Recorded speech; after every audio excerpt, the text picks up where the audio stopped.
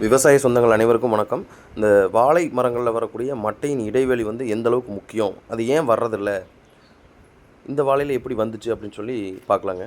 இப்போ இந்த வாழையினுடைய மட்டையினுடைய இடைவெளி வந்து செடிக்கு ஒரு சீரான உணவு போயிட்டுருக்கும்போது பார்த்திங்கன்னா, இந்த மட்டை டு மட்டை அழகாக அந்த கேப் வந்து எல்லா வாழையிலும் ஒரே சீராக இருக்கும்.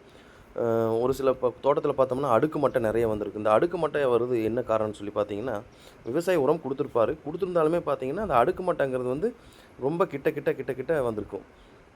ஏன் அப்படி வருதுன்னு சொல்லி பார்த்தீங்கன்னா, மண்ணில் இருக்கக்கூடிய ரசாயன தன்மையில வரக்கூடிய பாயிண்ட்ஸ் வந்து பார்த்தீங்கன்னா, பிஹெச் வந்து வேரியேஷன் ஆகும்போது பார்த்தீங்கன்னா, விவசாயி உரம் கொடுத்துருந்தாலுமே பார்த்தீங்கன்னா, அது வந்து மண்ணில் போய் லாக் ஆகிக்கும்.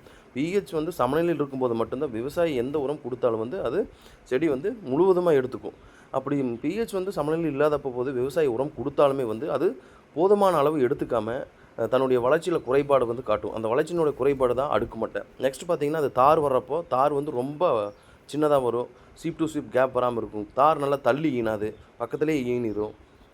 இந்த மாதிரி குறைபாடுகள் வந்து இந்த பிஹெச் வேரியேஷனால் விவசாயிக்கு பெருசாக ஏற்படுது. நம்ம டைம் டேபிள் போட்டு என்னதான் உரம் கொடுத்தாலும் வந்து இங்கே பிஹெச் சமநிலை இல்லாதப்போ பார்த்தீங்கன்னா, நமக்கு வந்து பெருத்த நஷ்டம் வந்துடும் வாழையில். நெக்ஸ்ட்டு பார்த்தீங்கன்னா, நம்ம டாக்ஸைல் கொடுக்கும்போது இந்த பிஹெச் வந்து பக்காவாக மண்ணில் வேலை செய்யும் அப்படிங்கிறது வந்து எல்லா விவசாயிகளுக்கும் சொல்லிக்கிறோம்.